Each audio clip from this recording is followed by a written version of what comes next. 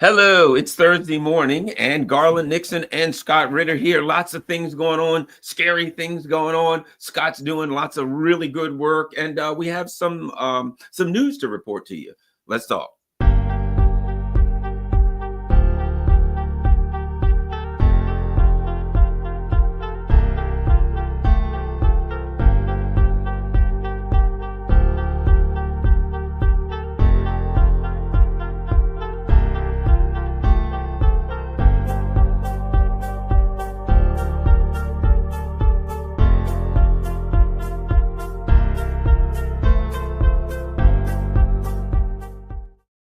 Hello, Garland Nixon here with Scott Ritter. Very, very dangerous times. Scott's doing a lot of really good work right now. I've been helping out in whatever little way I can, but he's back and forth to Congress in DC, and very, very dangerous time. We're going to talk about that stuff first. Make sure to follow all the Scott Ritter stuff, everything that he's doing, particularly now with the threat of nuclear war hanging over our heads, and to continuously find out what you can do to help, how you can go about helping get us through this next month alive. Just go to scottritter.com. That's Scott Ritter, his name.com, and you'll find out everything he's doing there. And certainly there's a donate button. If you can afford to donate, do that. And of course, look across the bottom, follow me on Rockfin, follow me on Rumble. And if you can afford, buy me a coffee, PayPal, whatever, Patreon on this channel, that's appreciated too. All right, we got big stuff going on, Scott. Let's start here. Of course, we got things to talk about, but we've got some kind of breaking-ish news today. As usual, of course, we know that the Biden administration, they're throwing attackums at Russia, which is very dangerous because Russia has vowed to, again, respond. But something a little different this time, Scott. Here's what's being reported. Donald Trump is saying, and I'm just going to pull out his quotes. He made a statement on Thursday in an interview with Time Magazine, which named him 2024 Person of the Year. I'm going to read the quotes. I disagree very vehemently with sending missiles hundreds of miles into Russia. Why are we doing that? Just escalating this war and making it worse. That should not have been allowed to be done. And I think it's a very big mistake. Very big mistake. Trump always says things twice, right? The most dangerous thing right now is the fact that Ukrainian leader Zelensky has decided, with the approval, I assume, the president, to start shooting missiles into Russia. I think this is a major escalation. I think it is a foolish decision. Thursday, the Kremlin spokesman Dmitry Peskov said that the Russian response to the latest strike, quote, will follow at the time and in the way that will be deemed appropriate, but it will definitely follow. So that's where we are. The neocons and what I've called their last month and a half of chaos, or trying to cause trouble in Russia. I think Donald Trump is talking I think that message is to the Russians. I think he understands that the danger is Russia being provoked into overreacting, and that's what the neocons are up to. Your thoughts on all of this and on Trump's response? Scott Ritter. Well, Garland, as you know, because you participated last week, we put together an event in Washington, D.C., and the sole purpose of the event was to focus on the issue of ATACMS, missiles being fired into Russia, to highlight the fact that is the trigger for nuclear war, and that if it continues, the Russians will have to, participate in an escalatory cycle, which will inevitably lead to the release of nuclear weapons. I don't know what the Russian response will be here. I think there will be a response, but what I can say is the last time, Russia fired the Oreshnik, and then, when the ATACMS were first used, and then a phone call was made, and instead of using Oreshnik, a phone call was made between Gerasimov and General Brown, Chairman of Joint Chiefs of Staff, in which the Russians drew a red line and said, look, if you keep the strikes below this mileage, this hasn't been widely publicized, but if you don't fire the ATACMS to its full range, we will limit our response to simply destroying Ukraine's infrastructure. And then Russia responded with a massive attack that took out large chunks of Ukrainians' energy infrastructure. In fact, that attack did more damage than the Russian strike on the Yuzhmash facility in Dnipropetrovsk. I mean, look, in World War II, we firebombed Tokyo. That killed more people and did more damage than the nuclear strikes on Hiroshima and Nagasaki. The firebombing of Hamburg, of Dresden. Conventional weapons can do a lot of damage. And here we saw the Russians saying, "We got this. We're holding Oreshnik back." I don't think they're going to hold Oreshnik back this time. We'll wait and see, because this statement made by Trump is a very important statement. When I went to Congress last Thursday, in fact, it's a week ago today. Again, discretion requires that you can't reveal names of people who don't want their names revealed. One of the most sensitive discussions I had with people was, how does the Republican Party communicate to the Trump transition team the absolute necessity for Trump to make exactly the statement he made, almost word for word, as I dictated it to them? I said, if the Biden administration is gone, to quote somebody, batshit crazy. Yeah. They're literally, and let me remind people just how insane the Biden administration has gone here. So we set this up, why this is so important. There's a CIA briefing going around that was ordered by the White House to reflect on, will Russia's new nuclear doctrine be implemented by Russia? In short, is Russia bluffing? If we continue these attacks, is there a risk of nuclear war? And the way the media portrayed it was that no, the CIA assessed that the Russians are bluffing, that Russia is not going to go and end up using nuclear weapons because ATACMS missiles were fired into Russian soil. And so when I relayed my understanding of this briefing to a very senior member of Congress who has received the briefing, and I just want to reiterate that, who has received the briefing, the response was, that's not the briefing I got. The briefing I got was in the company of people from the White House, senior people. And when this question was asked and the CIA said, no, the Russians aren't bluffing, we believe that if we continue to escalate in this manner, there will be a release of nuclear weapons. The White House response was, that's okay, we're ready for that. That's okay, we're ready for that. I just want to remind what I just said, ladies and gentlemen. The White House is ready to go to nuclear war with Russia over the ATACMS issue. This is why it's the most essential, the most important issue, and nobody in America is really giving it that much time. We've been distracted with Syria, as we should be. We've been distracted with a number of things, but the thing that will kill us all is thermonuclear war. And now, in that context, I reiterate the presentation made by Thomas Buchanan, Rear Admiral Thomas Buchanan, J5 Plans of Strategic Command, when he spoke at the Center for Strategic and International Studies. Don't take my word for it, guys. You can Google it. You'll see his keynote address and go 2 questions down. And in there, he says, well, earlier there, he said, one of the things that caught my eye is he said that the U.S. government has not been honest with the American people about what the consequences of implementation of this doctrine of our nuclear employment plan means. He said, we need to. The reality is, life as America knows it will end, qualitatively, quantitatively. It will not. Whatever you think life is today won't be. He says, we know this, but we haven't communicated that to the American people. We know what's going to happen. We know what the reality is, and we haven't communicated that to the American people. And he said, maybe we need to start doing that.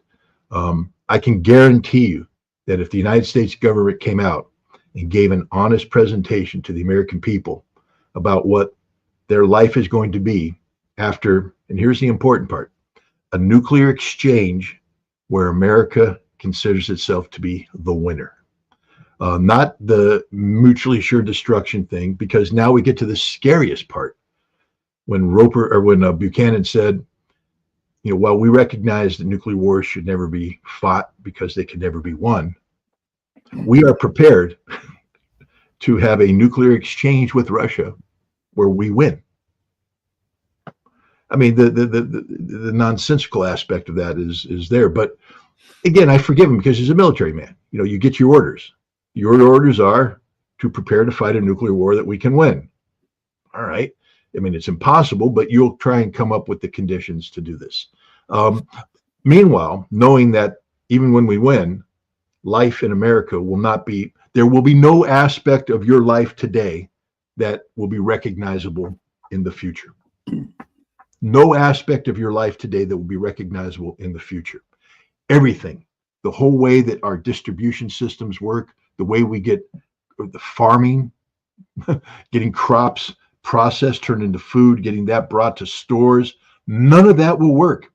There will be no internet connectivity. We won't have podcasts. There won't be television, radio. There won't be gasoline. Okay, guys, it is literally apocalyptic. And the government knows this, and they're willing. Here's the thing. They're willing to bring that on the American people to pursue their policy in Ukraine today. They're willing to sacrifice everything that we hold dear, that defines our life, for Ukraine. They're willing to do that so that Ukraine can fire ATACMS missiles into Russia. That is a statement of fact. I heard it from a senior congressional official who is not politically aligned with Donald Trump. Okay, let me put it that way. That there it is. But now the scariest part is when Buchanan went on and said the conditions of victory isn't that we're going to use all of our weapons to achieve this victory over the Russians. No, we have a plan. Remember, he's the guy who writes the plan, ladies and gentlemen. We have a plan where we're going to prevail over the Russians, and we're still going to retain sufficient nuclear capacity to deter our nuclear armed adversaries like China and others. Now, how do you do that? You see, because we have nuclear parity right now, roughly the same number of nuclear weapons. How do you do that? And the answer is, and he didn't say it, but see, he gave it away when he talked about retaining, because the only way you can retain that and achieve the prevailing conditions of victory that will change life as we know it in America is to launch a nuclear preemptive strike against Russia. A nuclear preemptive strike, which, oh, by the way, the Biden administration has said in their nuclear posture is what Buchanan needs to be prepared to do. So it's not like Buchanan woke up in the morning and said, oh, I'm going to invent a concept of nuclear preemption.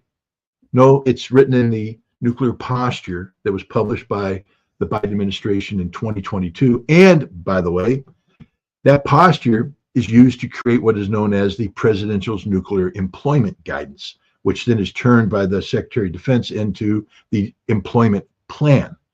And the employment guidance that was promulgated by the Biden administration earlier this year speaks exactly of that. Nuclear preemption. Strike first. No more mutually assured destruction, no more waiting to be hit. We are going to prevail by preempting any threat with nuclear weapons. That is the employment guidance. Buchanan's the man who takes that guidance, turns into a plan, and he just briefed, maybe he didn't know it, but he just gave away the farm in his presentation where he listed conditions of prevailing against Russia that can only occur if he's taken that guidance and turned it into a plan, which he has.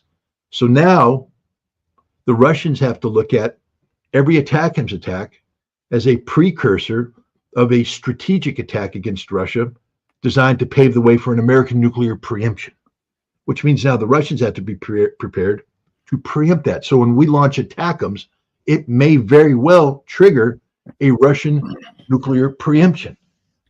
This is the insanity of it. And that will lead to mutually assured destruction, everybody dead. Remember, the good news is that if we win the war, life will never be the same. What you call life today will bear no resemblance to what life will be. And the government knows this, and they're preparing to go to war, but they're not being honest with you about it. So this is the situation that we faced when I went to Congress, and we carried out some very effective outreach.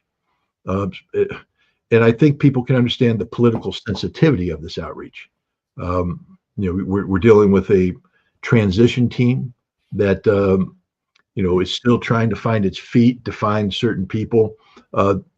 You don't want to get ahead of yourself policy-wise. You don't want to create a condition where you open yourself up to being accused of putting all your chips on the table. That was a lot of the pushback I got. Scott, we agree with you. This attacking things is bad, but you can't expect Trump to give away a negotiating card. I said, yeah, I can, because the negotiating card that he's holding is a poison pill that can lead to the destruction of mankind. He has to give up that card. He has to say, this is wrong, this is wrong, this is wrong.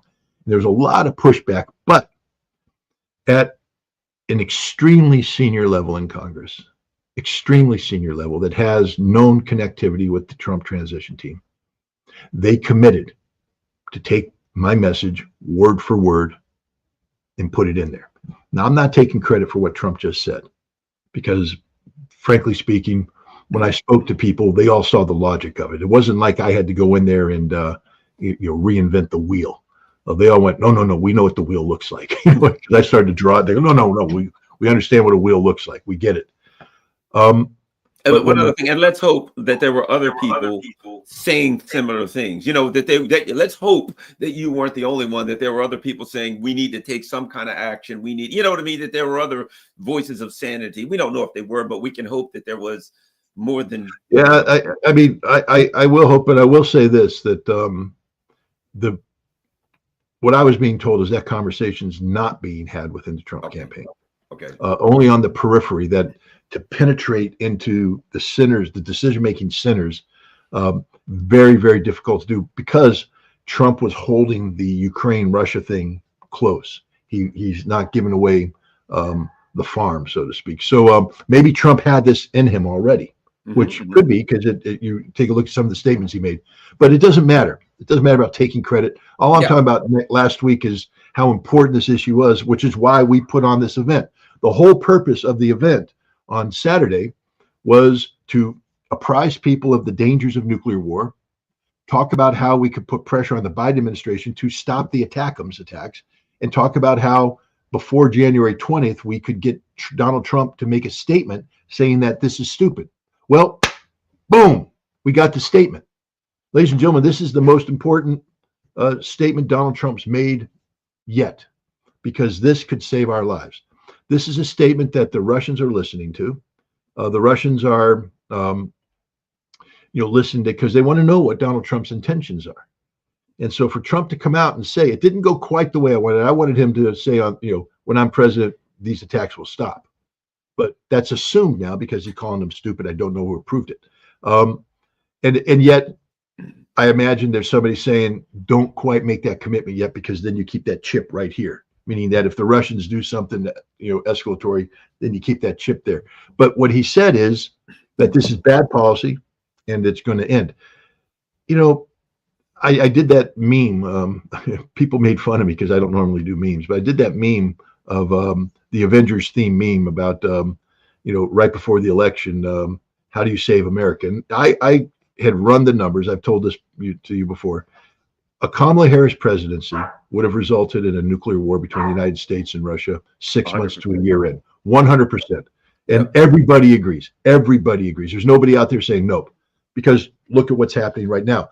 What Biden's doing, I keep saying Biden, what Blinken's doing on behalf of Biden is fast tracking this policy to reach ahead. And I used to believe that they thought that the Russians are bluffing.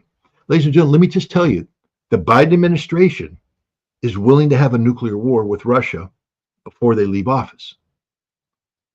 They're pushing it there. And as I told you, the CIA briefing apparently wasn't they're bluffing. It was they're not bluffing. And the White House response was, okay, we're ready for it. And Buchanan, the right guy who does the nuclear plans, has come out and publicly said, yeah, we're ready to have a war. We're going to win. And it's going to involve, he didn't say this, but this is the only way to read the tea leaves.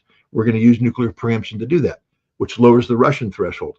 We're literally on the cusp of something horrible happening. And then, like a lunatic Pavlov dog, they fire the ATACMS missiles into the Taganrog airfield, into Russia proper.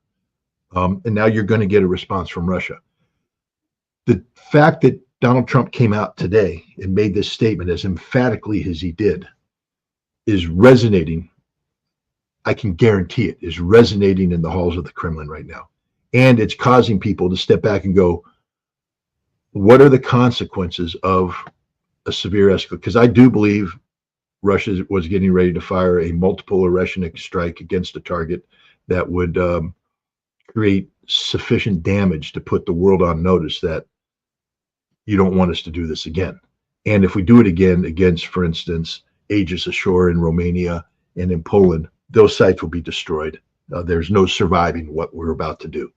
But that's a huge escalation.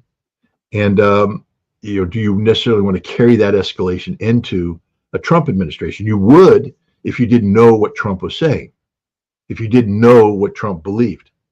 But now Trump has gone on the record saying that that's bad policy, stupid policy, it shouldn't be happening. And if you can take this to heart, maybe the Russians won't do this massive escalation. Maybe the Russians will limit themselves to what they did last time. 90 to 100 missiles taking out energy infrastructure, but missiles that they've already used against Ukraine on a regular basis. So I'm heartened. When that ATACMS missile attack took place, I was somewhat depressed because I was like, how stupid can we be? And the answer is very stupid. But for whatever reason, whatever the impetus was, Donald Trump just said the absolute right thing, and it could save us all. Let's do this too. One of the things, my background in investigations, one of the things I was trained in was statement analysis. It is critical not just to say Trump said something, but if you and I could take a couple of seconds to take apart the statement he made, right? I disagree very vehemently with sending missiles. Okay, so he's saying he didn't say it's a bad idea. That'd be totally different to say this is a mistake, this is a bad idea. He purposely makes it personal. I disagree with that. That means I'm going to be the president. And he doesn't say I disagree, just disagree. I disagree very vehemently. Yeah. And then he says, why are we doing that? Just escalating the war, make it so. What he says is, makes it personal. I disagree means like exactly what you said. If I'm president, I ain't doing this. I disagree a lot with that, right? The next thing he says, that should have not been allowed to be done. And it's a very big mistake, very big mistake. He's saying over and over, I wouldn't do this to the Russians or anybody that's listening. Listen NATO, listen China, listen everybody. I wouldn't do this. Yeah. If I'm president, this ain't happening. This is an error, a very big mistake. And he goes on to say, listen to this. The most dangerous thing right now, so he's saying this is very dangerous, is the fact that Zelensky decided to do it with the approval of, I assume, Joe Biden. He's naming names. He's saying Zelensky, Biden, these people are doing it. It's dangerous right now. That kind of implies, I know they're doing it now because I'm coming in. What do you think about that statement? I, making it personally, very vehemently making it not just I disagree, I strongly disagree, and then saying the problem is Zelensky and Biden are coming together to do this. Anyway, your thoughts on taking that statement apart a little bit? It's interesting. Trump, believe it or not, has matured as a politician and matured in his communication. What started off, if you remember in his first term, his use of Twitter, people were just like, oh my God, what's he doing? Trump is out there throwing out tweets every day as president. And people had to educate him, say, you're the president of the United States. Every word matters. Every word counts. And, he began to tighten up his tweets, and then he got kicked off of Twitter, and he went and did started his own thing, but he's back on Twitter now. He when he spoke to Joe Rogan, he said that he had learned his lessons, that there were a lot of mistakes made. He wasn't ready to govern. One of the most important lessons I think he has learned is the importance of words. You take a look in this campaign, when he speaks, he doesn't speak with JFK poetry. This is Donald Trump we're talking about. So you're not going to get, he's speaking more of a populist rap to the American people. But every word matters. every word is careful. These are tweets that aren't done. If you look at the length of the tweet, this isn't a tweet where Donald Trump's, sitting on the toilet, banging out a Right. 5-second tweet. This is a tweet that I think is crafted by a team of people who take it to him and say, this is what needs to be communicated, because he's putting out very substantive tweets now, or posts. I guess we call them posts. But so I agree with you. Every single one of these words is extremely important and has meaning, and this is a much more serious Donald Trump this time around than we saw in 2000, in the aftermath of the 2016 victory in 2017. Here, I think we see a man who knows what he's about to get into. This isn't his first go around. It's the second. He's Donald Trump, so he's going to do it his way. But I agree with you 100% that this post is extraordinarily important. It may go down when we start talking about the history of the Trump presidency in retrospect, when people start opening up files and when we find out what was really going on inside the Kremlin in response to this, what the U.S. intelligence community believed, that this tweet may have saved the world, because the Russians should listen to this tweet. Oh, it was a comment Thursday in an interview with Time Magazine. But I don't know. Okay. Yeah, this was a comment. All right. Well, it's still a comment. It's words that, he's preparing for a Time Magazine interview, Man of the Year, Person of the Year. So he knows that this is a big, big deal. He's prepared for it. And he, this isn't the overheard conversation he has on a bus with some reporter. This is sitting down with Time Magazine for an interview for the cover that he has always wanted. Remember he did the fake Time Magazine Man of the Year cover. He had a painting put up and he hung it up there. This is the real thing. This is a huge deal for Donald Trump. I mean, personally, for him, this is one of those bucket list kind of things. And so I think that his words were very carefully phrased. And I'm hoping the Russians listen. I hope the Russians hear every word, because it will have an impact. Trump will have to be compelled to respond to whatever the Russians do, because that will be carrying over into. I do think, frankly speaking, I think the Russians can get away with a powerful blow right now, because as Trump said, this was stupid on the part of Biden. And the other thing about doing a powerful blow right now is it gives the Russians room to de-escalate at the behest of Donald Trump, directly. So I don't know what the Russian response is going to be, but I do believe that the Russians right now are saying, all right, let's take, one of your comments, stop focusing on Trump's, words, his action. He's not president right now. So what actions do you want him to do as president-elect? There are no actions he can take. The only thing he has right now are words, and words are very important. You don't stop focusing on words. Words, provide the building blocks for declaratory policy. Why don't you study how policy is implemented? And one of the key aspects is declaratory policy, the very statements that Garland was talking about, how important they are when people speak.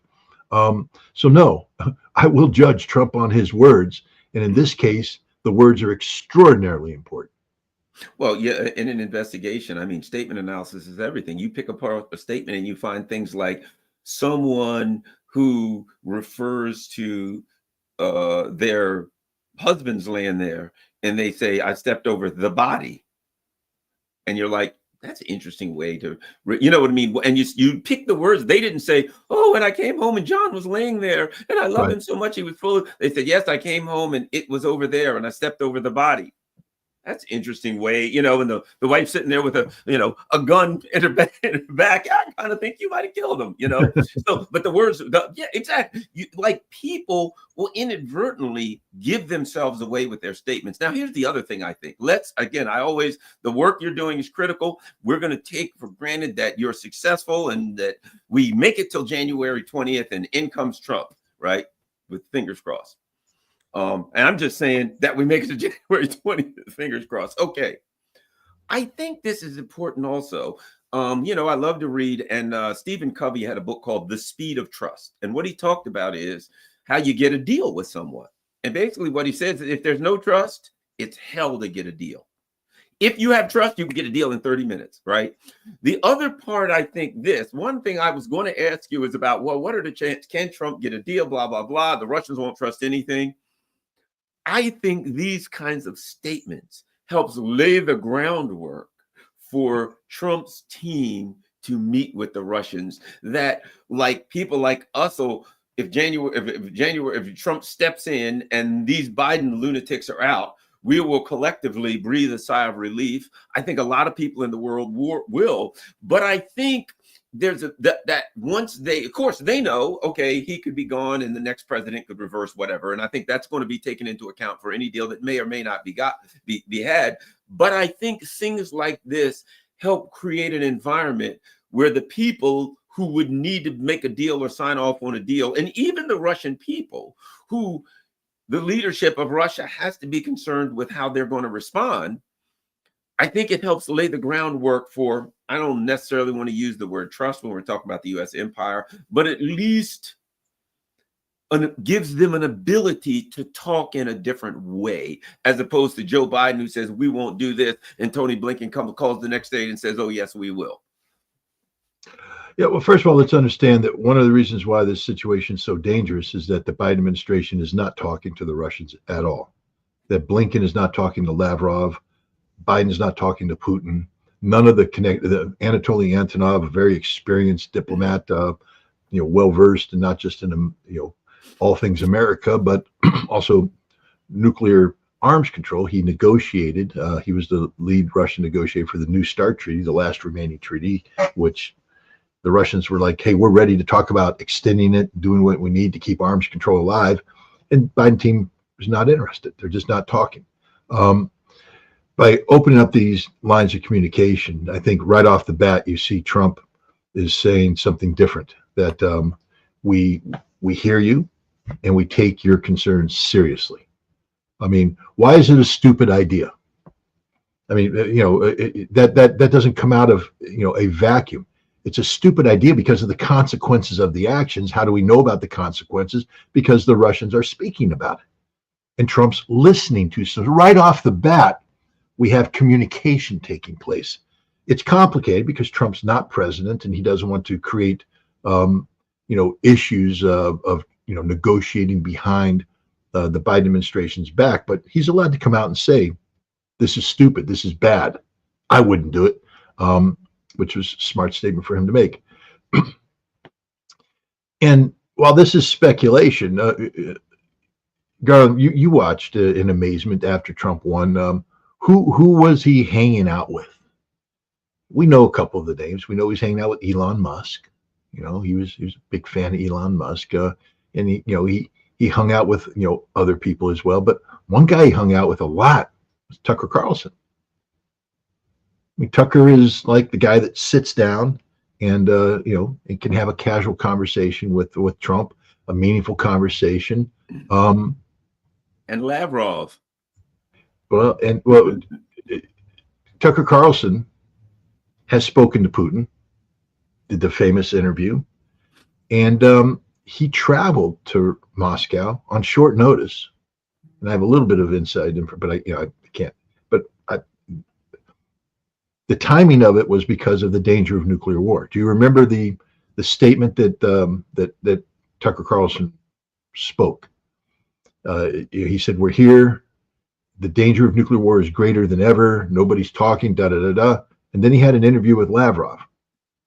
And that interview was not the equivalent of the Putin interview. What I mean by that is that this interview, I'm not going to say it was scripted, but I'm going to say that there was thematics that had to be touched upon. Both sides were communicating to one another. And I'm not saying that Tucker did anything other than that interview. That interview was enough. The statements he made was enough. The fact that Tucker Carlson, the man who was hanging out with Donald Trump literally right before he made this trip, is now in Moscow talking about the most critical issue of our time and having a meeting with the guy that Blinken should be having a meeting with. and talking about these issues and other issues. That is literally the definition of a back channel. Yeah. Literally the definition of a back channel. And I believe that that back channel has brought back information that made it to the Trump campaign as well, and contributed to Donald Trump being prepared to make a statement like this. This doesn't happen serendipitously. It doesn't happen as a matter of accident. It's this is a deliberate action on the part of the Trump team to send a signal to the Russians at a time when there is no communication taking place at all between the Russians and the United States. Also, Viktor Orban. Here's something interesting that again shows that Trump has learned a lot, right? One of the things that he said the other day is that no, I couldn't communicate with Russians. That would be a violation of law, right? Trump knows they'll come after him for anything. He knows right now if they could be like, oh, he violated the whatever act, good, we can prosecute him before he ever gets it. You know what I mean? He's saying, look, I understand the lawfare game now. Did you do this? Nope, that'd be a violation of law. Now, he can talk to Viktor Orban, a friend of his, they can chat. And what I keep seeing is these statements from Orban. Trump talks to, I imagine they have conversations, they're friends, whatever, or they've had some conversations. Orban makes statements that just go out to everybody in the EU. You know what I mean? Well, these idiots in the EU want to do this. Oh, this is dangerous, blah, blah, blah, blah, blah. I don't think that Trump says, say this, and Orban says, say that. But I think they have discussions, and Orban talks apparently regular with the Russians. I think Fico is another guy. You don't see him as much above board because they shot the guy. Right. I think that could he took it. Now, let me read one other thing. Listen to this. Let me find it.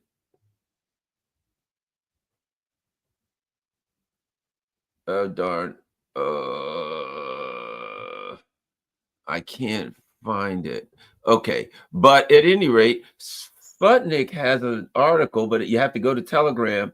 And it looks like Donald Trump said the most dangerous situation at the moment is Zelensky's stupid, and you don't get the rest of it, right? Bottom line is he ain't got much love for Zelensky. But at any rate, what I think the Trump people are doing, he remembered what happened to Flynn. They went after him. I think what he's doing, there are ways to have discussions, that aren't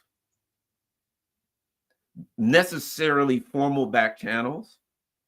And statements can be made to everyone. I think Orban's a big part of this. Was it Orban or Fico that either just went to Moscow or is going to Moscow? One of them was recently in Moscow, I think. Orban. Okay. Again, a friend of Trump. I think if you look at what's happening in Syria, and I firmly believe that the president of South Korea would not have tried that coup. I believe that has Tony Blinken's fingerprints all over that attempted coup. I think there are numerous people saying these lunatics are desperate. They got a month left and they're trying to stir up trouble everywhere. And I think while the lunatics are trying to do that, I think that there is I'll use this word, coalition of forces that are saying we have to, and you're part of it because you're going around doing your anti-nuclear war thing. And hopefully I am, everybody, hopefully the people in the chat, maybe they're sending text and messaging their people in parliament in their respective countries or in the Congress. But I think there is a coalition of forces, shall we say, informal coalition of forces that's working to thwart these last 5 or 6 weeks of the chaos causing lunatics. Well, we know they are. I mean, they're the Biden administration is literally talking about Trump-proofing policy, going out and NATO is on the chopping block. Another interview that Trump gave, I think it was to NBC Meet the Press. He said that he's going to pull the plug on NATO. He has no problem doing it if they don't pay their fair share. And if you take a look at what's going on right now, Trump isn't going to underwrite the Ukrainian conflict, and NATO has made the Ukrainian conflict the centerpiece of their continued justification to exist as an organization. They're talking about hundreds of billions of dollars that need to be spent to arm, re-equip, reorganize the NATO military to confront this Russian threat. That we can't let Russia win in Ukraine, but if they do, we have to stop them, and we have to spend at a time when all of their economies are collapsing, and Trump just said, "Nah, we're not doing that. That's not the direction we're going. And if you want to go in that direction, you'll do it without us." Straight up, put him on notice. And what's interesting too, the statement that Trump made about Zelensky. There was some talk that Trump was going to give money to if Russia didn't play ball, he was going to give money to Ukraine. He was going to do this, and every time he had a meeting with Zelensky immediately came out and said it was a very good meeting. Trump has said he's behind us and all that.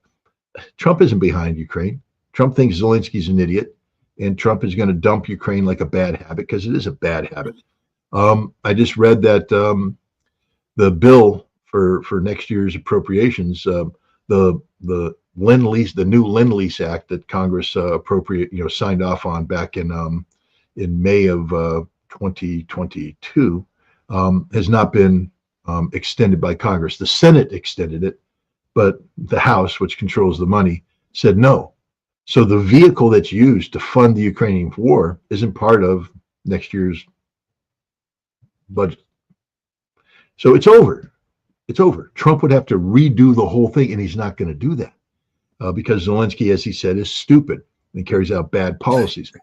So I think Trump has also signaled to the Russians and signaled using a variety of tools, because remember, there's direct communication and there's indirect communication. And I think there's a whole bunch of indirect communication taking place right now, where statements are being made. Again, the importance of words, but actions are important too. Congress just took a major action at the behest of Trump, who said that Congress didn't do this on their own. The House pulled the Lend-Lease Act because Trump said, it's done. We're done with Ukraine. Ukraine keeps doing stupid things because they believe that somehow they're going to convince us to back them up. The quickest way to get Ukraine to stop doing stupid things is to convince Ukraine that it's over. It's over, and your only way out is a negotiated settlement. And if you keep pissing off the Russians and us, there won't be anybody there to help you. It'll be the worst negotiation ever. But the Ukrainians keep praying that Trump's going to come in and put a hard term on there. I think at the end of the day, Trump is going to accept the three basic things that Russia has put out there, because Russia's made it clear. We're ready for a negotiate into this conflict right now. Right now, we can end this conflict today. Yep. In order to do that, Ukraine can never, ever, ever, ever. I mean, we got that Taylor Swift to sing that song, never, ever, ever, ever, be part of NATO. So we're going to Taylor Swift Ukraine. You're never going to be part of NATO. Never, ever, ever. But also, all the territories, the totality of the territories, will are Russian. Zaporizhia, Kherson, Zaporizhia, Donetsk, Lugansk, all of them. All those Ukrainian soldiers go. Crimea will be recognized in writing, in treaty form, by Ukraine and the West. That's it. And then I think Russia put, you're going to lift sanctions. You got to lift the sanctions. That's. I think then there's room to play. Notice Russia didn't get as hardline as they had previously been on demilitarization. They will be hardline on that if that's part of the never, never NATO thing. But denazification. You didn't hear Russia put that out there as a deal breaker. So I think there's some maneuver room that the Russians are saying, but their hardline thing: Ukraine will never, ever, ever, ever be NATO. We have all these territories; they belong to us, and you have to recognize that as such. So you have to lift the sanctions, and that's a deal Donald Trump will accept in a heartbeat. And I think Trump is now communicating to the Ukrainians that that's the deal. That's the one. That's it. So stop doing stupid things, or else it gets worse for you. And it's not going to just be worse by what the Russians demand, but I ain't going to back you up either. The idea that I'm going to sit here and say, oh no, we're going to pour billions of dollars into this because you're stupid. Remember, there's a difference. If Trump had said, and this is why words are important, Zelensky is a noble defender of democracy. standing up against brutal Russian aggression, all the crap that the Biden administration says. Well, gosh, that's the sort of thing that you invest in, right? You invest in noble defenders of democracy. You don't turn around to the American people and say, oh, yeah, I'm going to put in for another $100 billion to do this stupid man who's doing stupid things that impact our national security. You don't invest in that. So Trump has sent all the signals you need to understand that he's pulling the plug on Ukraine. He's going to support a negotiated settlement. And this idea that Keith Kellogg's going to come in there and ask for NATO no, that's off. Trump will go with the Putin plan because it's a good plan. It's a sound plan. Let me add this. I'm very much on how they send messages, right? My mentor I'm going to go back to my political mentor who would point. I know this is what he would say. TASS, right? Russia's official news. Look at this. Time names U.S. President-elect Donald Trump Person of the Year. This is the headline of TASS. Why do I bring that into account, into this conversation? Because during his interview for Time Magazine's Man of the Year, he makes all of these statements, right? They're interviewing him, Time Magazine, and he says, attack him, sir. This is stupid. I wouldn't do this. Ridiculous. This is an escalation. And to me, when TASS puts that out, it's like saying, we're just going to say, we read the app, we heard it, we read, you know what I mean? It is to me, it's like, it's not a communication, but it is by saying we read your statements, we heard your statements, and that's all. We're just going to let you know what the things that you said during that Time magazine. We heard it, and they put it as their head, meaning we heard you. I don't know how it affects them, if it does or doesn't, but it seems like a we heard you kind of moment. Scott, do you think I'm reading too much into it? No, not at all. First of all, Garland, we have direct evidence of this. And not only that, it's not just we heard you, but, the Russians are communicating as well. Yes. Everything. Vladimir Putin, I mean, have you been watching some of the statements he's made to the press in the last, since Trump won election? One of the most amazing ones.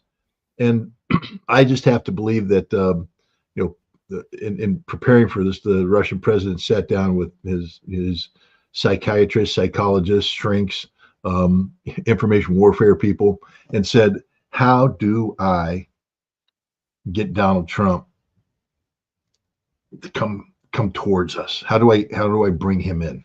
What can I say? And they said, well, let's talk about who Donald Trump is, what things he's done, actions he's taken, things that have happened that resonate with him. And the assassination attempt in Butler, Pennsylvania was a big one. Putin spent a lot of time saying, I respect Donald Trump.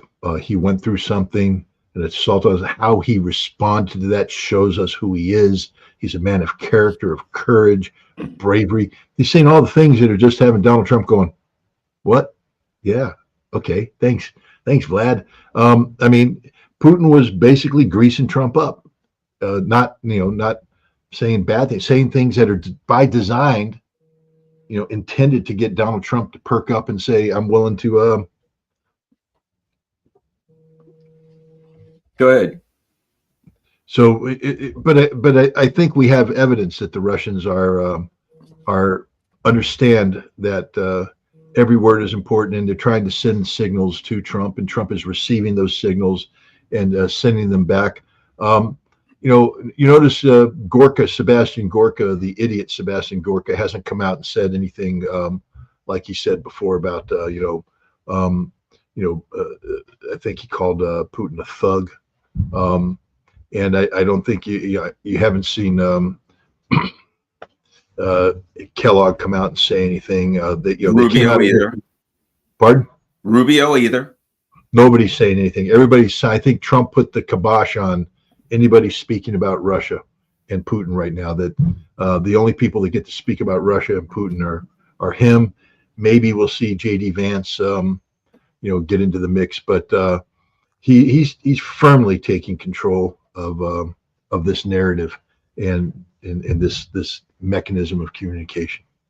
So I also think it's important here. So this is the TASS article, and they just selected a few passages from the article about Donald Trump's Times Persons of the Year. And I think everything they say is consequential. Having listened to Ray McGovern, Ray will tell you, listen to what they say, read what they say, listen to their speeches. So they've got this brief article where he's Time Person, conveniently where he made those statements. They say, yeah, by the way, we were reading that. But look what it says in an article that explains the choice to So they start with, since he began running for president in 2015, perhaps no single individual has played a larger role in changing the course of politics and history than Trump. Now look at this. They put it all by itself. This is a selection from the article. On the cusp of his second presidency, right? All of us, from his most fanatical supporters to his most fervent critics, are living in the age of Trump, the article said. Trump is once again at the center of the world and in as strong a position as he has ever been. That's really the main thing that they pulled out of this article. Again, it seems to me they're saying to Trump, we read the article. They're saying to Trump, we recognize you got a lot of horsepower right now. We recognize you got a lot of political capital. Everybody knows we're going to respect you and say, you won, you got a lot of power, you got a lot of capital. And by the way, we read that article. We read what you said. We're talking about it. I think it's all this stuff. I think is critical, Scott. Again, we are in a very critical phase. This transition is always difficult. Normally, an outgoing administration will literally start. To give you an example, when in 2009. As the Bush administration was outgoing and Obama administration coming in, the Bush administration had committed to certain policies regarding Georgia, Russia, arms control. And the Obama administration, of course, was sending different signals about a reset and all this stuff. The Bush administration straight up said, they didn't agree with the Obama administration, but they came out and said, we understand there was an election. We understand who won the election. We understand that these are policy decisions that will be that are going to carry over. They're not imminent, and so we're going to stop pursuing our policies on this one and put this on hold and wait for Obama. One of the things they did was stop trying to rush the New START treaty. They said, look, the New START treaty has to have the fingerprints of the Obama team on there because they're going to be the ones who have to ratify it and defend it to Congress. So we're going to stop. So normally you don't have this imperative where a transition team has to come out and do this kind of communication because there's no need, there's no urgency. But here we have a Biden administration has taken the exact opposite approach. We are going to Trump-proof everything. It doesn't matter that we lost. It doesn't matter what the American people said. We're going to Trump-proof everything.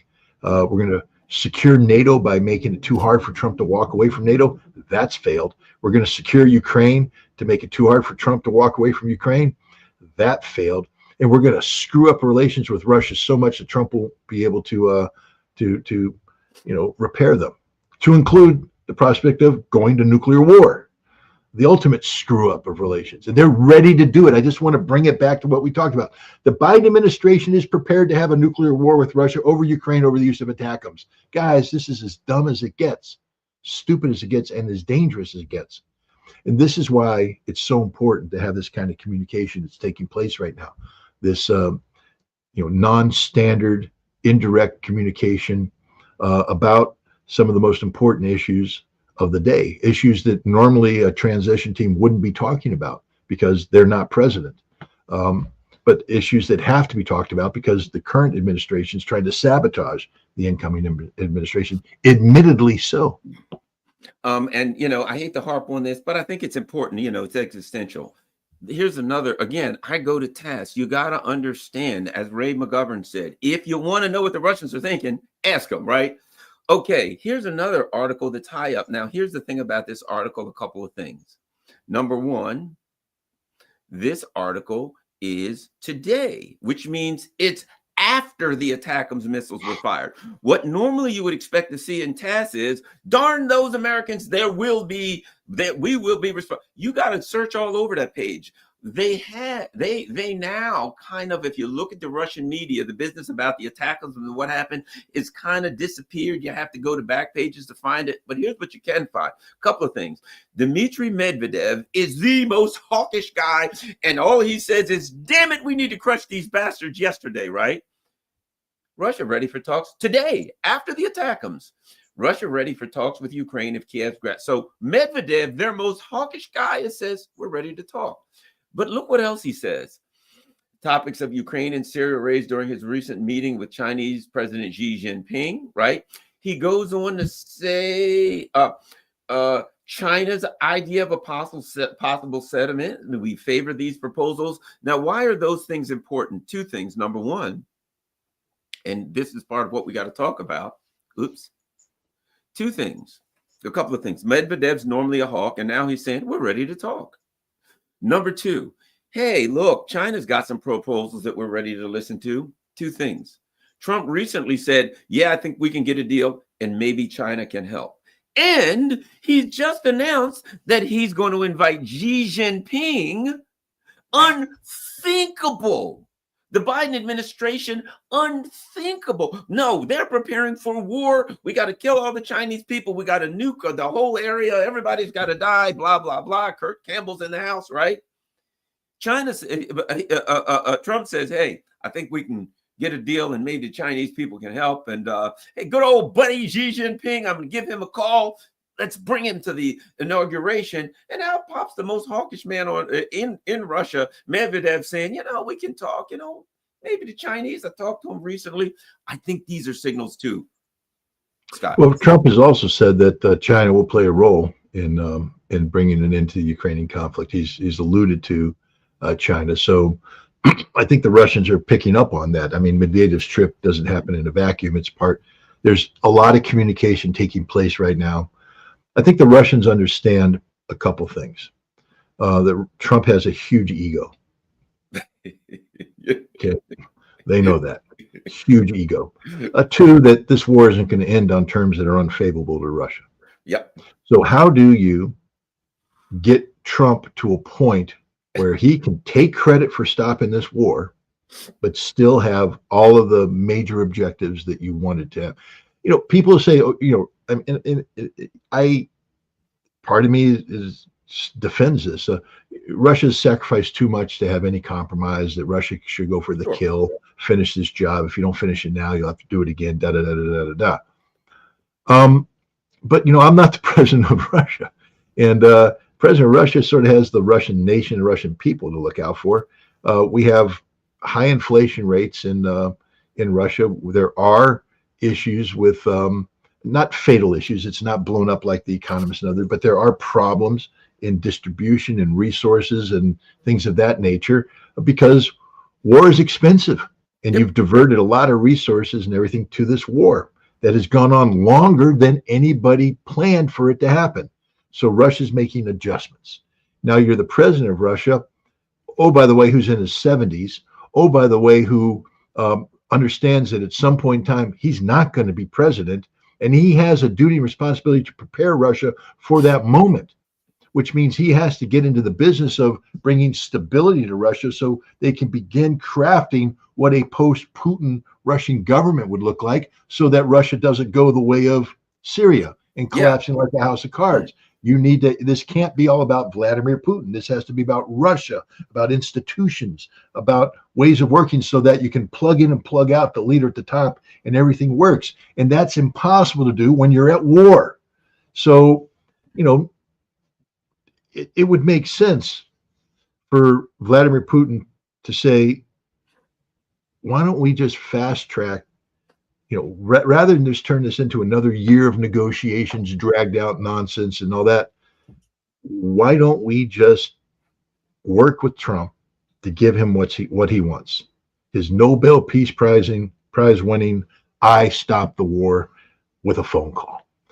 He isn't stopping the war with a phone call, but I don't see the Russians, if they can get what Medvedev just said, what Peskov has said, if they get that, and then they can bring an end to this. Look, from the Russian perspective, NATO is collapsing. Right. The EU is They already collapsing. won. It's not like you're stopping and there's this giant NATO behemoth ready to come down. NATO's over. EU's over. It's collapsed. The Russians have won that conflict, so they don't need to press. Ukraine will resolve itself a lot of these problems. You may find Western Ukraine not being part of Russia anymore. You may find Romania and Hungary carving things up. Make that Trump's problem, not my problem, and make it so that I have stopped this war. I can start to, bring our defense industry down, get our normal industry up. Sanctions are lifting. I can get my economy up and running. Oil can sell at the normal prices. Things will work. I can repair everything, and then I can get into that process. Because remember, Putin has to think strategically of preparing the institutions for a post-Putin reality, so that this Russian Federation that he has built from scratch from the ruins of the 1990s is sustainable and continues to grow and do everything he wants it to do. I think there's a lot of this going on in Putin's head right now. This war is a distraction. I mean, it was a necessary evil. It had to be done. And Russia's victory will, of course, define what Russia is going forward. One of the world's most powerful, influential nations. And Russia will play this huge role in BRICS. But also, Russia won't be playing this role in BRICS with this chain around his neck called bad relations with the United States. It can begin a process of normalizing. There's a lot of repair work that is done. The Russians aren't going to go overnight and say, well, we trust America and all that. Trump's only going to be president for 4 years. And as Putin has noticed, the people that come in can the establishment can. But Trump has said he's going to break the establishment. And I think Putin wants to give him a chance to do that. I think Putin would love to talk about creating Russian institutions that don't have to deal with American establishments that are focused on achieving the strategic defeat of Russia. That if Trump can break the back of this Russophobic establishment, that Russia could be talking about creating institutions that are premised on the notion of peaceful coexistence and maybe even cooperation with the United States. So I think, there's a lot of people dismissive of this and all that. I'm telling you right now, I think there's a lot of movement taking place right now. That statement by Trump about ATACMS is very important. And the Medvedev's trip to China is very important. Peskov's statement about the three things that have to happen. And Trump inviting Xi. Xi Jinping to come in. That's huge. Trump unplugging from Zelensky, literally unplugging from Zelensky. This is big. The only thing that would be the cherry on the top of the cake would be if Trump invited Putin to come to his inauguration. Yeah. I don't see that happening, but that would be phenomenal. No, I think Trump is going to make the move. There's still people advising him that he can create some sort of that he doesn't want China and Russia to be conspiring against America, that he wants to have good relations with both and prevent them from ganging up on the United States. So I think this would be the Xi Jinping show. Ironically, Biden had a chance to do something like this. You remember the Beijing Olympics? Biden should have gone. Had he gone, we may not have any of this happening right now. But he chose not to. Trump is a mad genius. I mean, that's a mad genius move to invite Xi Jinping. I don't know if Xi Jinping is going to accept it, but it's a mad genius move. I think he does. I really think he does. I think it'll be wise too. Well, yeah, but I used to, of course, my favorite show back in the day was Get Smart, Maxwell Smart, right? And then afterwards, they made a cartoon. Don Adams was the voice for Inspector Gadget, and here's what happened.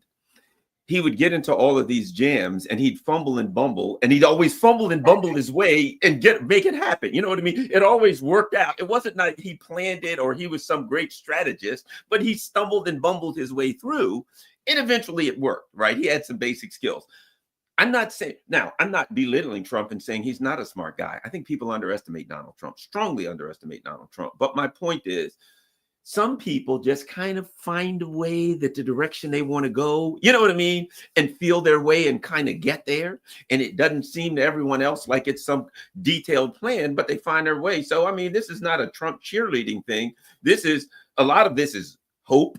A lot of this is trying to interpret what's going on to get us where we need to get, which is alive on January 20th. You know what I mean? When we did our nuclear weapon, our to nuclear war discussion, and we were talking about people, well, this is going to happen in the future. And my point kept getting back to this.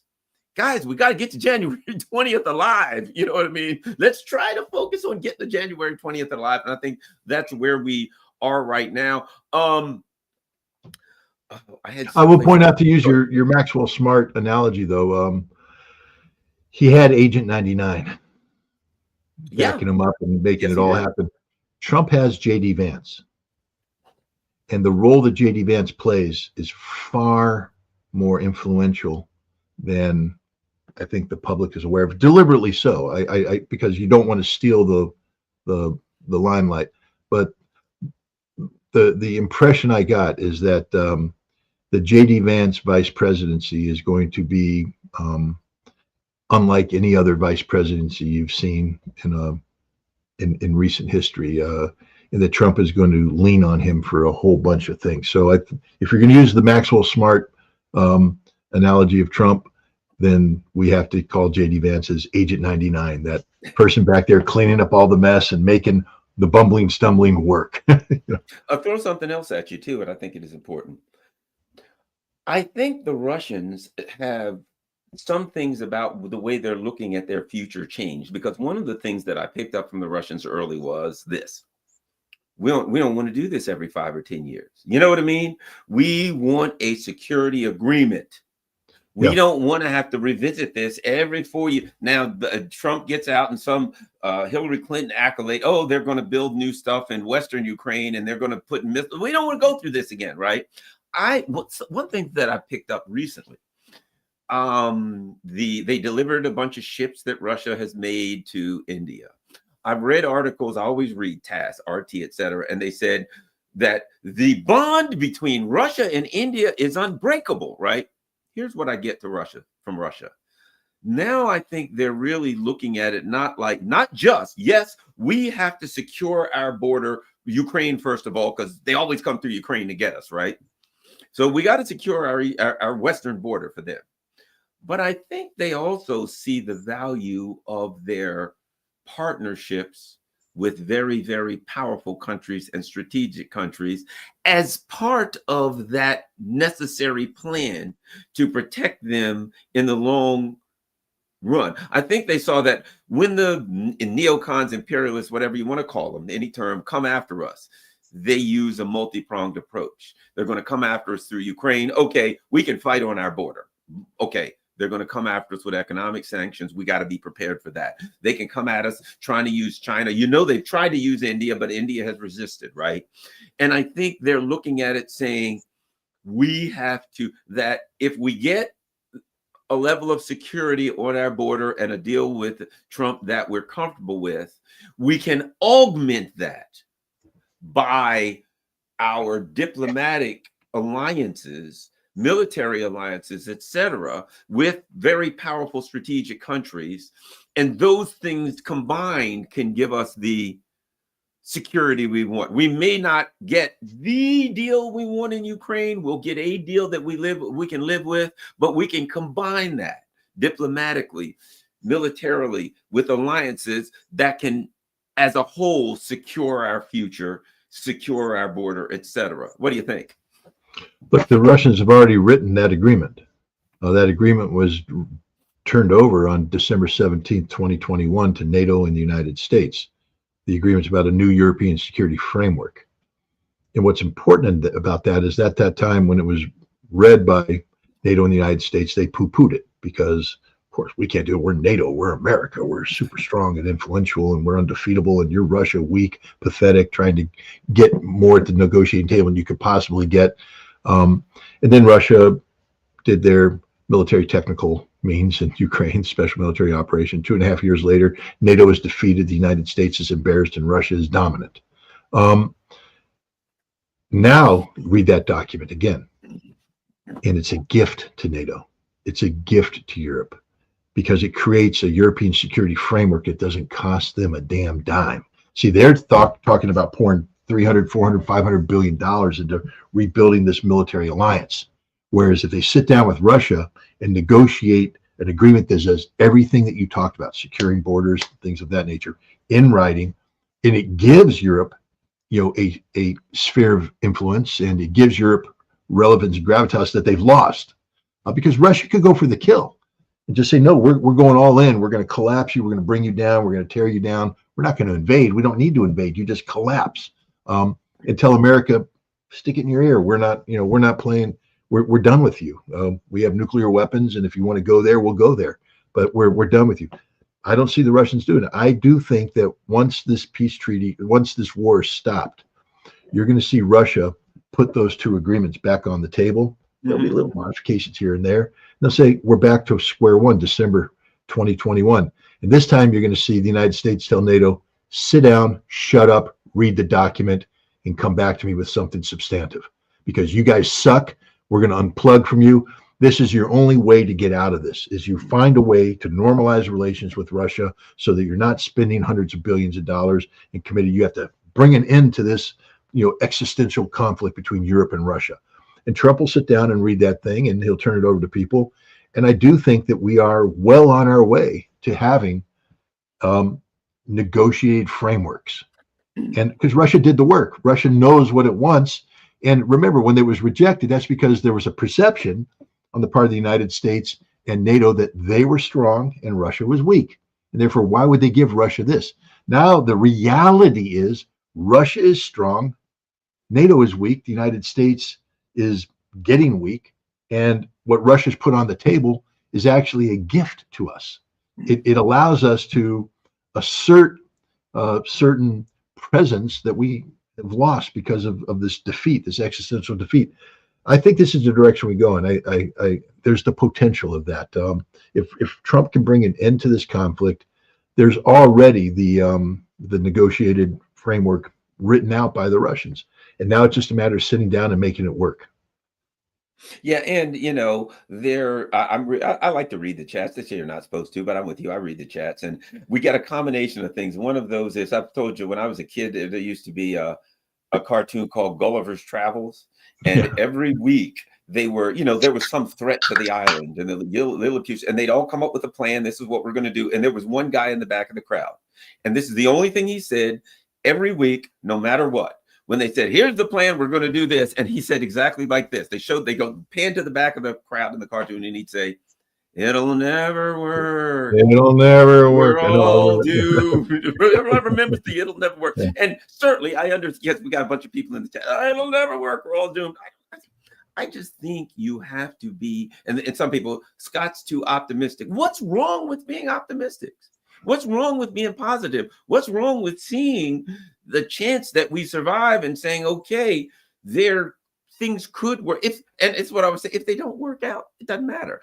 Look, I'm not guaranteed to be alive. I could walk out of here and slip on a banana peel and break my neck within the next 20 minutes. So I'm not guaranteed, but I think we're evaluating these things in a way to try to figure out what could happen. But I don't think we're doing it in a vacuum. I don't think this is blind. I think we're trying to point to some of the things that are going on and try to tell people, here are some potential avenues. And some of the statements that I think we've see, maybe some people don't understand this. Medvedev has been the bad cop. Since this started, Putin would come out and say, well, we're working on doing this, and hopefully we can contain this thing. And Medvedev would come out and say, no, they want a battle. They're going to get a battle, and we're going to stomp them. He was the bad cop. That was his job. And it's not just what he said that is the message. It's who said it. It's who talked to China. You know what I mean? It's, man, the bad cop is now sending the message. And let me add this, and I've heard the leaders of recently, if you listen to what Lavrov said, right? It was, look, I don't want my people to die in a nuclear war. We're not some crazy people that we're just not going to respond and throw nukes because we got pissed off and everybody's going to die. And okay, we showed you. We understand the seriousness of this, which tells me that what Medvedev is also saying is, look, man, we understand these people are nuts and how dangerous they are. We don't want to die. We got 150 million people we're responsible for. We take that responsibility. I'll even say about Syria. People would say about Syria. And I said, hey, the Russian leadership are responsible for the Russian people, not the Syrians. So don't think that they just got to go to war for Syria first. If it comes back to it, they have a responsibility first inside of the Russian border. So they'll do what they got to do in Syria, but they're not going to go fighting for Syria. They're going to be fighting for the Russian border. But anyway, I just think that what we're trying to accomplish here is you got to have a positive mentality, and you got to read the tea leaves in a way that you see an avenue for success and survival. And if you see it, it's there. I think it's more so than now after this last attack-em strike and what's been said, and Trump saying, I'm going to bring in China, Medvedev going to China. I think it's clear the people in the Trump camp and in Moscow also are starting to see an avenue. They're starting to see some daylight to say, maybe we can find a way out of this where everybody survives. And that is our intent. Yeah, I'll take it one more step, but just to emphasize the following points. Let's talk about the two sides here, Russian and American side. And let's talk about the foundation of policy. What I just said, talking to you, is that the Russians are going to fall back on draft treaties that they prepared in December of 2021. Meaning that the Russians haven't deviated one iota from their strategic objectives. They've remained constant, consistent, on message the whole time. The special military operation was a necessary evil designed to bring a balance to Europe so that these draft treaties would work. The side that's absolutely in turmoil is our side, because we are talking about fracturing of 80 years of NATO and European Union and American dominance of Europe, and seeking the strategic defeat of Russia, which has been a long-standing objective of the United States. And all of that is fracturing, collapsing, and we're trying to bring something new out of it, meaning that we don't have a foundation of policy to fall back on. The policy that we used to fall back on is what Trump's trying to dismember.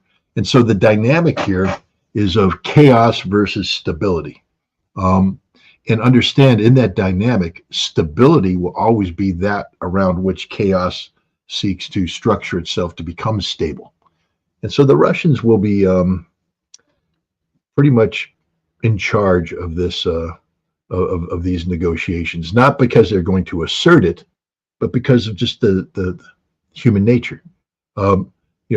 The Russians will be putting forward draft treaties that the United States and NATO will be responding to, draft treaties that now, as they exist, actually are a gift to these two nations. So so I think that we're well on our way to seeing some good things. We're not out of the woods yet. I mean, Biden's still president. Zelensky's capable of stupidity, and Trump has a long way to go to turn words into action, and the Russians aren't going to give away the farm, and so people need to be careful about asking too much of Russia, to try and get a deal. But I think Medvedev's trip to China is very important.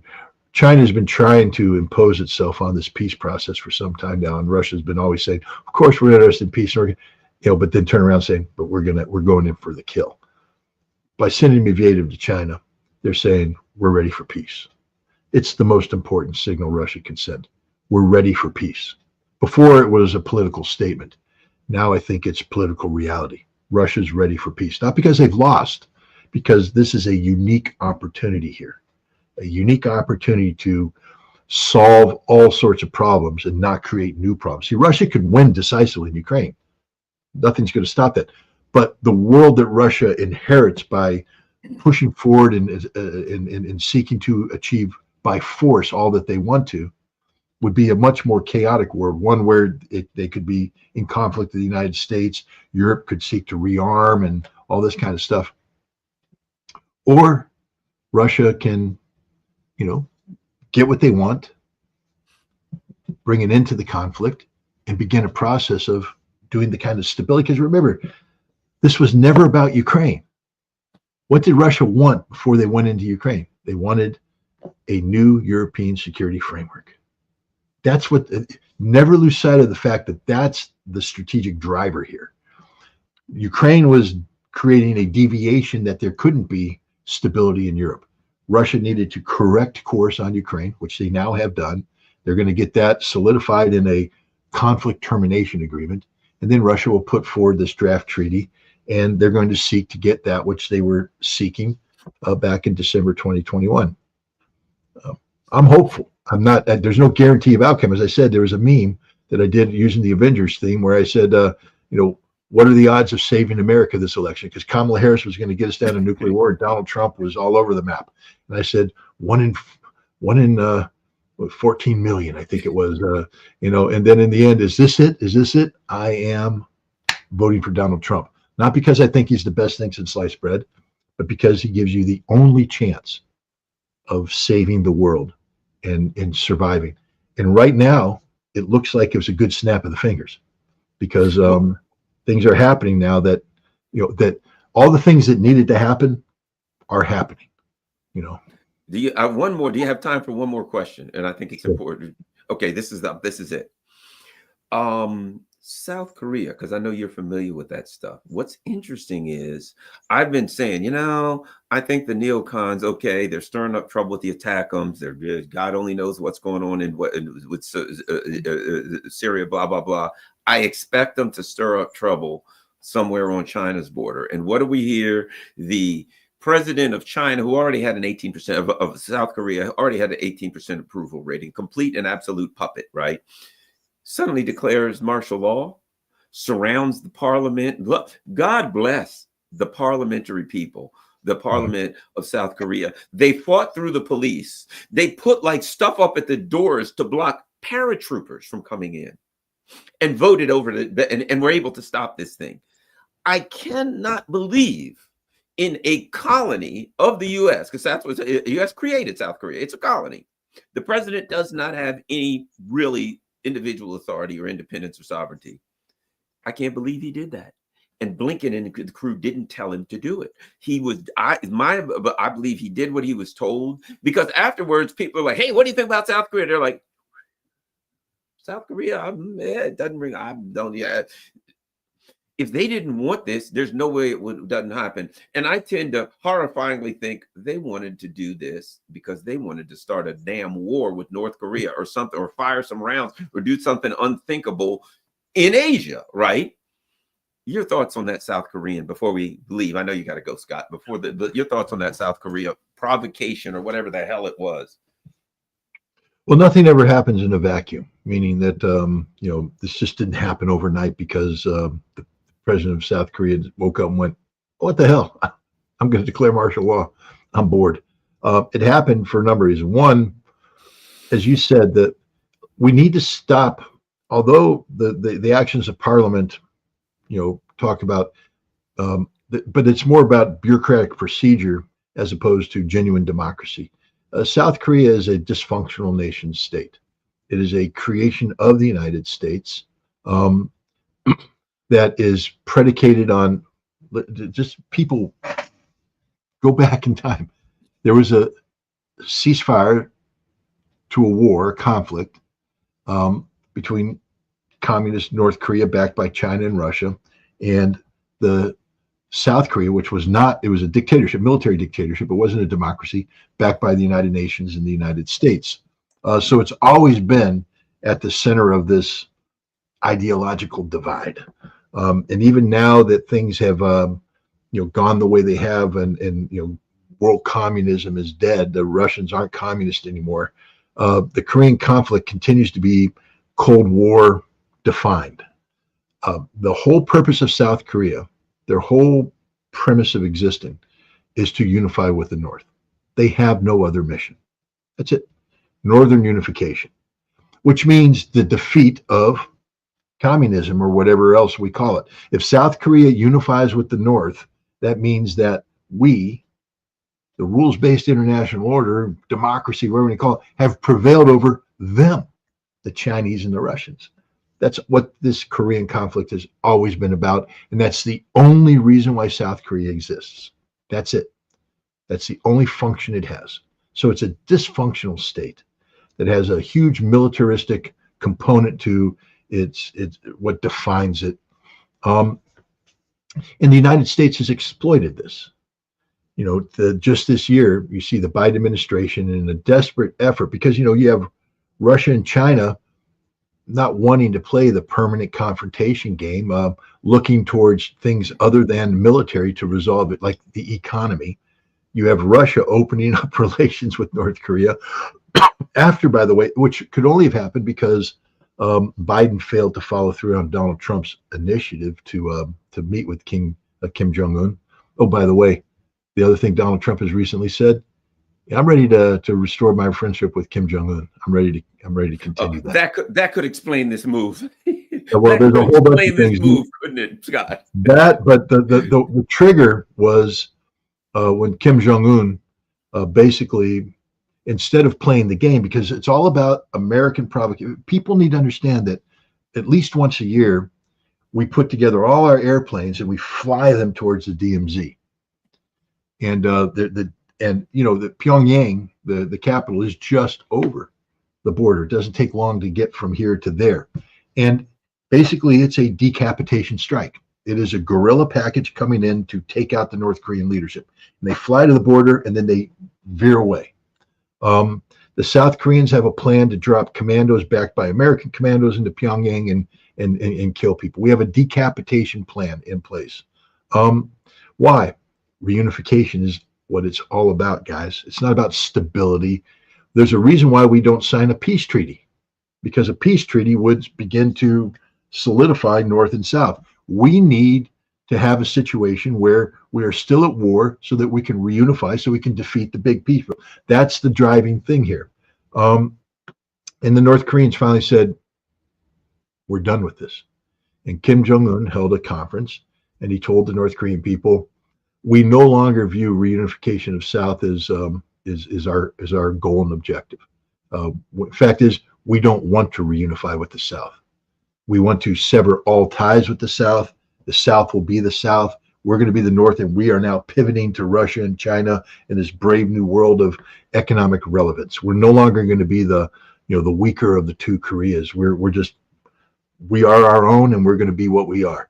And they blew up the roads and the bridges, and they sealed off the border.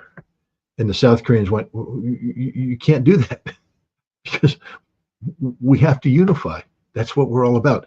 It created a huge crisis in South Korea. First of all, there's the psychological impact of many South Koreans who continue to support unification now being told that ain't never going to happen. Ain't never going to happen.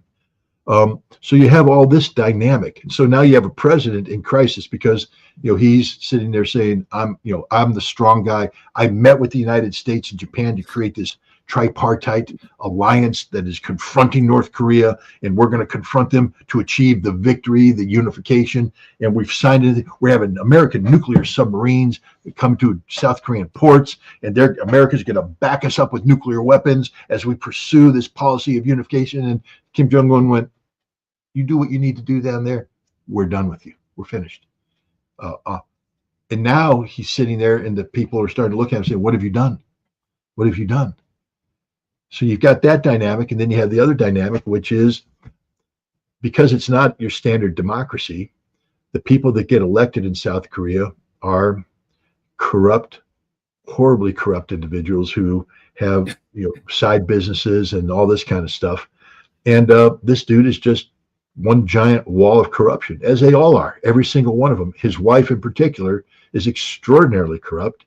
And normally South Koreans can turn sort of a blind eye to this corruption because everybody's corrupt. But when you fumbled away unification, when you fumbled it away, suddenly people start going, we're coming after you and your wife. You're very corrupt.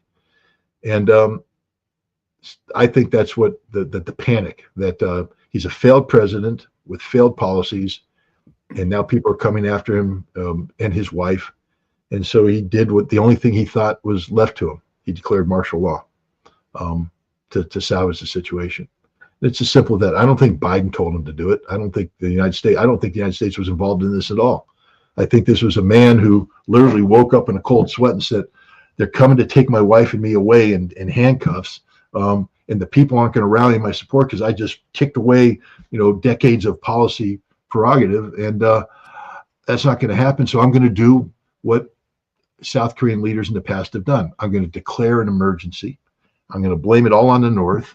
And I'm going to declare martial law, because he tried to say that North Koreans had come in, that the opposition was doing what it was doing because North Korea was driving that horse. It wasn't. It was just people were mad at this guy.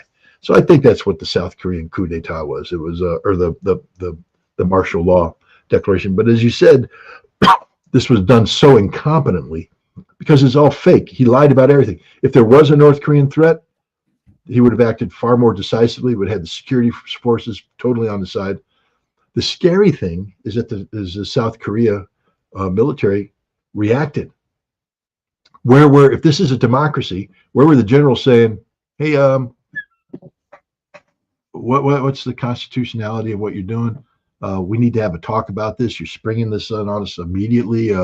Nope, they went, "Yep, mobilize, go, paratroopers in, special forces in, da da da," and the parliament had to, as you say, blockade off and take their actions, but in the end, because it was fake, because there wasn't anything real to it, the ability of Parliament to stand up and oppose what the president did compelled the military eventually to back down. But this just shows you how fundamentally unsound South Korea is as a nation state. It is a dysfunctional nation, a totally dysfunctional nation. And let's see what happens. I think if Trump, this could be the third great. I mean, I know people accuse me of Trump, oh, you're buying in all the crap, but Trump could walk away having ended the war in Ukraine and having brought stability to the Korean Peninsula, because if he begins talks with the North again, not necessarily driven by denuclearization, but by unification. How do we get unification back on the table? How do we bring an end to this war? How do we bring stability? These are conversations that nobody's having right now. I mean, people need to understand that the whole way America works with the world right now is to create chaos, anarchy, to create, the potential of conflict that feeds the military-industrial complex. Donald Trump has a team of people right now talking about reducing the military budget. How do you do Bernie that? Sanders, not that I trust Bernie as far as I can throw anybody else, said, "Hey, I'm willing to work with Trump." There may be other people who say, "Oh, you're talking about reducing the military budget." I mean, not that they'll get away with that. I'll also add this as we get out, and that is that if you're able to talk with the Russians, hey, look, the Russians have a deal with the North Koreans right now as far as self-defense. If you can start getting a deal, you may be in a position to talk to the North Koreans. I'm not saying you'll get anything with anybody. You know what I mean? As we keep saying, you may be in a position to open a dialogue with these people via the Russians and, of course, the Chinese. I hope Xi Jinping shows up here. I think it would be smart for him. I think it would be really wise for him to come in and to, like, I don't know, bring a panda or something. You know what I mean? How they always do. Bring a gift, bring a couple of pandas. Here you go, Donald Trump. Let's start off on the right foot. You know what I mean? And I don't know if it's going to work, but I think there is an opportunity now, if we just make it through the race to January 20th, it could all go bad. Scott and I are not saying that Donald Trump is going to come in and fix everything. We're saying right now, with these lunatics we have, there is no chance of anything getting anything but worse. They are untethered. They are unchained. January 20th, you can have a positive attitude and say, let's see what happens. And in the same way, Scott, and I think this isn't critical, people always feel like there's nothing I can do, right? I think with our no to nuclear war thing, with you and other people visiting people in Congress, I think we're looking at statements coming out of the Trump camp. I think one of the lessons here is that everyday ordinary people, a lot of people after that were tweeting or Xing, whatever it is, posting on Twitter. Too, I saw him to Marjorie Taylor Greene. I saw him to various members, to Trump, to Musk. I saw people doing posts from our no to nuclear war thing to the people and the powers that be, potentially saying, hey guys, look what's going on here. Look what people are doing. Did you know this is going on today? Maybe you can watch a little bit of it. Meaning that regular people like us and the people in the chat don't give up hope, defy, and some of the stuff we're doing is having an effect. That's what I'm trying to end it up with, Scott. Final comment. There's no doubt we had an effect. I mean, I'm not somebody who believes in futility. When I started this Operation Dawn, to drive against nuclear war back in September, to try and, inject, no nuclear war into the political mainstream, a lot of people are like, well, what do you expect to accomplish? Well, one of the great accomplishments of this was getting an op-ed piece written by Donald Trump Jr. and RFK Jr. on behalf of the Trump administration, published in The Hill, that said they need to bring an end to this war in Ukraine and they need to pull back on nuclear war. Now, Trump was inclined to do that, but this compelled that to be written and injected at the time that it was. And it had a major influence in shaping the mindset of the campaign. And the ATACMS, the emphasis that's been placed on the ATACMS missile as the trigger for nuclear war. I will tell you that what we've done is get a whole bunch of attention to this issue. We've also coalesced. I mean, one of the things we found in walking through Congress is that while everybody was aware of this, many people who were sympathetic to the cause didn't realize that a bill had actually been written and prepared that specifically addressed this issue. And so we were being able to get people to start communicating with one another. It wasn't that we were just bringing in an important idea. We're bringing in an idea that a lot of people agreed upon, but because they're Republican and Democrat, they're not talking to each other. And so we were able to be the people that would walk across that boundary and bring that attention and get the process going. So I'm very proud of what we've done, Garland. I thank you for being a part of it. I thank everybody who was a part of it.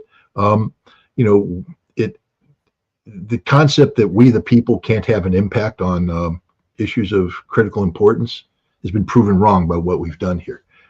Hopefully there is no nuclear war. Hopefully we're able to move forward. But if there isn't a nuclear war, this isn't one of those cases where you say, well, gosh, we're lucky on that one. There's not going to be a nuclear war because people like you, me, and others worked really hard to prevent a nuclear war, injected ideas into the mainstream, influenced decision makers, and got an outcome that we wanted. And so we're not there yet, but we're almost there. And that meme I did, 1 in 14 million, guys, we're down to about 1 in 5 right now. After Trump's response, we're about a 50-50 chance right now to stop a nuclear war. Okay, it was 1 in 14 million back in on November 5th. It's 50-50 right now because of the work that we are all doing. So keep doing it.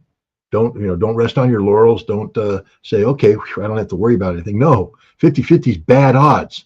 Those aren't good odds. That means half the time we lose. So let's get the odds down to as close to 100% that there won't be a nuclear war. And that means that we continue to talk about this. If you're an American citizen, pick up the phone and call your representatives and tell them about this bill, about the ATACMS issue. And if you say, what bill, go to my website, scottritter.com. You'll see I've written about this extensively. There's links to the bill there, who you need to call. Guys, between now and January 20th, it's not a time to rest on our laurels. It's a time to double down. When the enemy's beat, you don't stop, you pursue. Let's pursue. The enemy is war. The enemy is nuclear war. The enemy is ignorance. And right now we have them on the run. So let's just pursue it and let's drive them into the dirt and kill them so that on January 20th, we're still here and we have a chance to move forward in a way that brings stability to the planet, not instability. Good point. And January 20th, when we get there, that's when the next phase of work begins. We got to have work, because if Trump says, look, I want to get a deal and it requires dropping sanctions or doing something and Congress has to do it, then we're going to have to squeeze Congress and say, look, there's a deal. All you got to do is approve, whatever it is, dropping sanctions. So the work, it doesn't end then. That's when the next phase of work becomes important. And we're going to be on top of it. Scott, everyone go to Scott. I can say one last thing, though. Sure. Because again, I'm doing what I'm not supposed to do, which you admitted to reading the comments. One comment was, I'd contact my congressman, but he's a Zionist. Who cares? We're not talking about Zionism. We're not talking about Palestine right now. We're not talking about Gaza. We're not talking about Syria. We're not talking about anything. We're talking about stopping the nuclear war.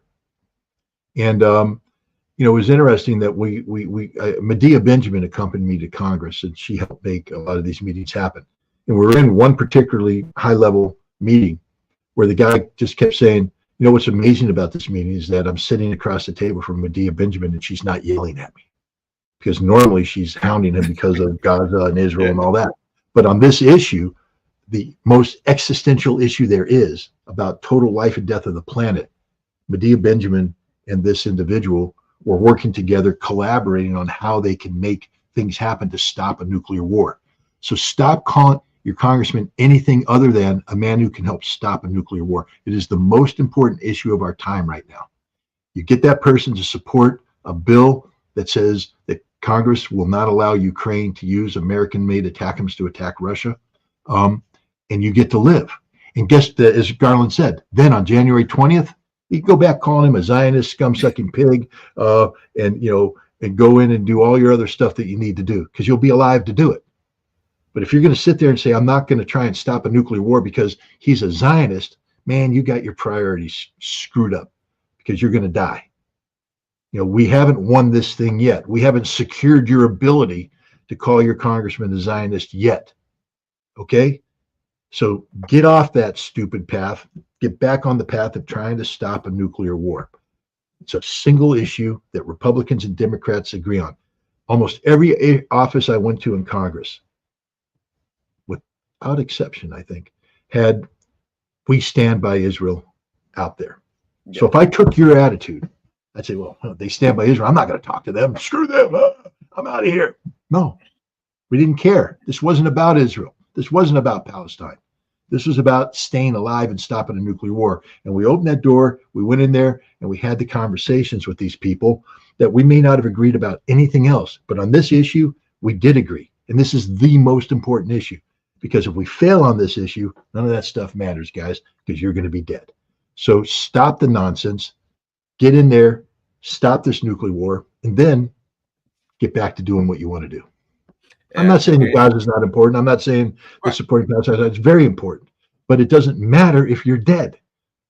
And as an American, people, but the people of Gaza are dying. Yes, they are, and we want to stop that.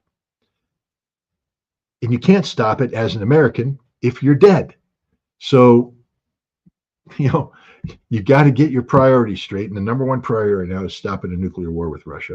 And we have put together momentum in that direction, but we have to see it through. And that requires continued pressure on Congress to do the right thing. How about this? In an airplane, what do the instructions say? If you've got like a senior or a child or something beside you and the plane uses pressure, put your mask on first. Yeah. Then help the others. So you don't pass out from lack of oxygen. And then you can put all kinds of masks on other kind of people. But okay, thanks a lot. Don't forget, everybody, go to scottritter.com, and there is the donate button, a big red donate button right at the top. Click on that. Help Scott to do the work he has. He's got to travel to DC. He's got to do all kinds of important things to stop us from all getting fricasseed. Donate, scottritter.com. And of course, you see all my stuff going down there. If you can do buy me a coffee or Patreon or something, that would be very much appreciated. Thanks a lot, everybody. And look, go share scottritter.com on all your social media platforms, and share this on all your social media platforms. Thanks a lot, guys and girls. We're out.